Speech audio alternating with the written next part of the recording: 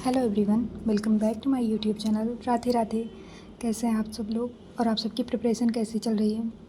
तो मैंने आज जो है जीके में जैसे भारत की जो कृषि व्यवस्था है इसके बारे में पढ़ा, लाइक कि स्वर्ण क्रांति किसके लिए आई। जैसे इसमें कुछ पॉइंट ऐसे हैं कि जो मुझे आते थे तो वो मैंने नहीं लिखे, जैसे रजत क्रांति जो अंडों की उसके लिए आई, नीली क्रांति मछलियों के उससे आई थी, गुलाबी क्रांति झींगा मछली के उत्पादन से आई थी।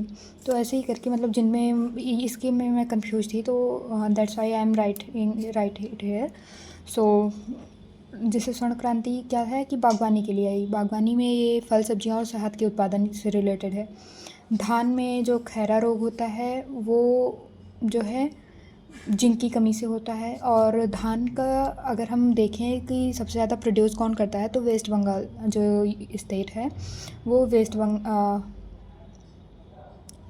बंगाल जो है इसका सबसे ज़्यादा उत्पादन करता है, प्रोड्यूस करता है।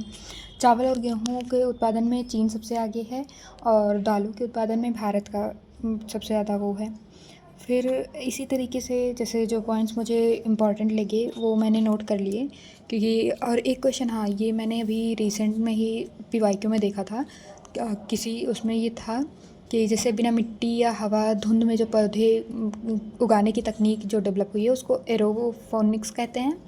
एंड हाइड्रोपोनिक्स पानी में जो होते हैं, मतलब हाइड्रो आ गया तो आप ऐसे भी समझ सकते हैं कि वो पानी का ही है। और बाकी जैसे रबी खरीफ और जायद की जो फसलें हैं वो कब बोई जाती हैं, तो खरीफ की जो फसल है जून जुलाई में और इसकी कटाई जो होती है सितंबर टू अक्टूबर मंथ में होती है। रबी की फसल नवंबर टू दिसंबर में और ये मार्च एंड अप्रैल में आता है। जायद की फसल जो है मार्च में या अप्रैल में इसकी बुआई की जाती है, मई और जून में इसकी कटाई हो जाती है। इसमें एक पॉइंट और ये नोट करने वाली है कि जैसे इसमें हमें ऑप्शन दे दिया जाता है, जैसे चावल रबी है खरीफ है, गेहूँ रबी या खरीफ में आता है, मतलब कौन से ऐसे हमें वो ऑप्शंस दे दिए जाएंगे, उसमें हमें ये एलिमिनेट करना होता है, मतलब टिक करना होता है कि कौन सी फसल किस उससे रिलेटेड है, रबी खरीफ और जायद में। तो मेरे जीके का आज यही नोट्स है। और कंप्यूटर में मैंने जो है पढ़ा स्टोरेज मेमोरी के बारे में। जैसे सेकेंडरी मेमोरी जो है इसमें सेकेंडरी मेमोरी को हम ऐसे भी जानते हैं कि हम इसको ऑक्सिलरी मेमोरी बोलते हैं, इसको बैकअप मेमोरी के नाम से भी जाना जाता है। लाइक हमें कभी ऐसा एग्जांपल भी मिल सकता है कि आप बैकअप मेमोरी से किसको जानते हैं, तो बैकअप मेमोरी जो है हमारी वो सेकेंडरी मेमोरी होती है। बाकी फिर फ्लॉपी डिस्क ये होता क्या है और कितने टाइप के होते हैं, जैसे इसकी साइज़ जो है वो 3 होती है, एक ये 3.5 इंच की, 5 और इसकी 8 इंच की। तो इनमें कितना स्पेस होता है, जैसे जो 3.5 की होती है उसमें 1.44 MB होता है, 5.25 में 160 KB से होता है और ये सिंगल साइड में ही होता है। 8 इंच की है हमारी उसमें 80 KB को हम स्टोर कर सकते हैं, मतलब इनका स्टोरेज वो है, कैपेसिटी है। उसके बाद फिर जो है हार्ड डिस्क के बारे में कि हार्ड डिस्क आया कैसे।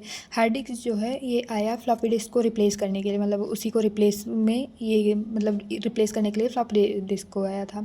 बाकी हार्ड डिस्क में जो भी हम डेटा स्टोर करते हैं वो परमानेंट इन नेचर होता है।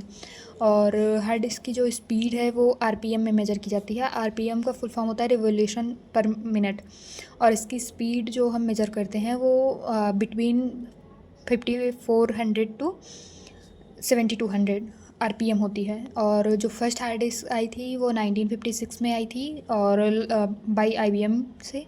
फाउंडर इसके जो थे रेनॉल्ड बी जॉनसन हैं। और साटा केबल SCI इसका फुल फॉर्म याद रखिए क्योंकि ये पूछा जा सकता है। पाटा केबल जो है वो पैरेलल एडवांस टेक्नोलॉजी अटैचमेंट है। साटा जो है वो सीरियल का है, मतलब दोनों में ये चीज़ें सेम हैं। तो जैसे पाटा का है तो पैरेलल और साटा है तो सीरियल, इससे आप याद कर सकते हैं। SCSI small computer small interface. और फिर ऐसे ही जैसे सीक टाइम है, फिर लेटेंसी टाइम है, ये सारी चीज़ें मैंने नोट्स करी। आप भी अपनी चीज़ों को ऐसे नोट बना के लिखिए और अपनी प्रिपरेशन को कंटिन्यू रखिए। बाकी आप भी अपना फीडबैक दीजिएगा कि आपको ये सारी चीज़ें मीनिंगफुल लग रही हैं या नहीं। And keep learning. मिलते हैं नेक्स्ट वीडियो में। Thanks for watching.